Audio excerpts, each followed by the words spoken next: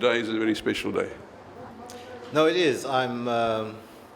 This is the second project that I'm handing over. Well, the first project I launched at Kotkolo. That's another 1,000 houses there, the first 3 show houses were built, and we handed over and then launched the project with the community. Obviously, they were very excited to have this as a pre-Christmas event. So it's one of those fulfilling moments for me when you're able to translate the theory into practice and really and effectively change people's lives. So in the midst of all the challenges that we face, these are the fulfilling moments that we work for. When we speak to the municipality, they say once this project has been completed, there won't be any squatters. I mean, is that physically possible? Surely, when one moves out, the next one moves in. Well, there's a very strict plan here, which the proof of the pudding will be in the implementation. I've just been speaking to Max, the municipal manager now, and they say they're a very strict plan. As they move people in, before they actually move in here, the informal structure there is demolished and the materials are removed. That's part of the delivery. Sure, but how are they going to manage that? Stop the next guy from erecting his own shed. That's where the community has bought in. I just spoke to the ward councillor, and this was my first question to him: are you managing the erection of new informal structures? And he says that the community is quite united and strong. They understand this project is to their benefit, and for the benefit for this project to succeed, they need to be united in implementing the plan as I've just explained. That is no guarantee. The social and economic forces, which are, and I say it's a worldwide trend. I deal with an organization called Abashlali Basamjondolo, which is a civil society NGO that, from their point of view, takes up the rights of people living in informal settlements. I accuse them of actively promoting land invasions. Of course, there's a whole lot of ideological politics around that. They call it occupation, not invasions. I've even accused the DA has a formal memorandum of understanding with them, and I said I accuse the DA of wanting to run with the hares and hunt with the hounds on this issue. We have to be quite firm on land invasions. Having the EFF is also a fact. EFF is the same thing, and we are resisting and battling them every day, basically, in Durban in particular. I've got significant battles in the court with regard to the legal framework around the whole issue. The Constitution correctly has a pro-poor bias and has certain specific provisions against what is called arbitrary evictions. At the moment, there's still a confusion between fighting a land invasion and an eviction. We are quite clear that an eviction is something where you have an established homes built, occupied, and there we understand our responsibilities very well, that you can only evict with a court order, and in that court proceedings it will look at all the factors, and if you have to provide alternative accommodation of some sort, then that is the responsibility. That's a jurisprudence that has developed now over some time.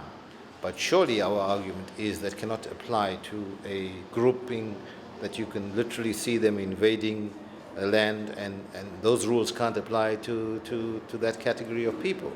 So that's an ongoing battle at the court and the judicial level. There's a physical battle in terms of providing physical security and having police coordination to protect land. But ultimately, we need sustainable policies. We are working on a very aggressive land program. We want to make land. We believe very firmly that land is one of the fundamental bases of empowerment. And if people own their own piece of land, even if there's an informal structure on it, then there's a likelihood for incremental improvement, even through their own sweat and means. But even that land, we want it to be planned, structured, surveyed, and with basic services. A big bone of contention here and a problem are illegal electrical connections.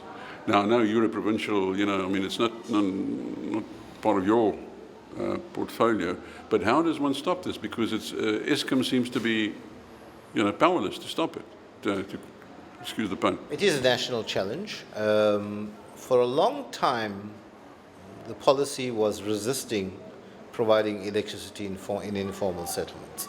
And that was you were actually laying the platform for illegal connections. That has changed. In Durban in particular, we have an aggressive program of providing electricity to the informal settlements. we find that people welcome it. In fact, they themselves said it to us. Look, we're only using illegal connections because we don't have legal access, and we are paying people anyway, guys who jippo the system. So we're prepared to pay electricity. So the system of providing electricity, even to informal settlements with a prepaid basic system, is being aggressively rolled out. Now the trick is or the challenge is going to be to expose those who still want to do illegal connection, basically steal electricity from the system. So that requires an approach at two levels. One is a constant communication.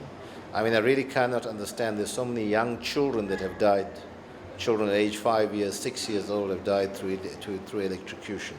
So communities must take responsibility and cannot put the most vulnerable to that kind of risk. Is that the community, or is that ESCOM plus the protection services, whatever, and even the municipality? The people who are there 24 hours a day are members of the community.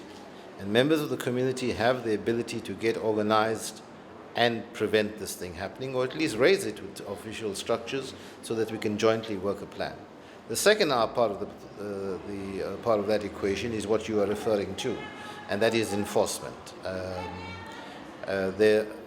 Where there is no lawful electricity provision, it's very difficult because the community themselves are going to support it because they need it. They need that electricity for their daily lives. But where there is a lawful provision, I think there's enough examples of a successful mobilization of all stakeholders to stop illegal connections. But enforcement, in the Durban as well, there are regular exercises where they go and disconnect electricity. But these forces can be quite strong on the ground. They mobilize the people to fight back. There was an incident near Reservoir Hills about 18 months, 2 years ago, where there was an exercise of that nature. The community resisted, and the security company accompanying those who were doing the disconnection actually fired shots, and I think people died. I thought that was a recipe for a real bad outbreak of civil disorder. But fortunately, in that case, both the councillor and community structures were strong, and they were able to manage the situation. So it's not going to be a smooth ride, but it has to be a constant battle. I mean, when you go in there now, they watch TV, obviously powered by electricity. There wasn't a program to put in lawful connections here, and then now that we've got this project going, it didn't make sense to spend money on that kind of connection when, as you can see, there's going to be electricity here. Ravi, thank you very much. Fine, thank you very much, and best wishes for the festive season to all those good people out there in the South Coast and the visitors, and of course all the best for the new year as well.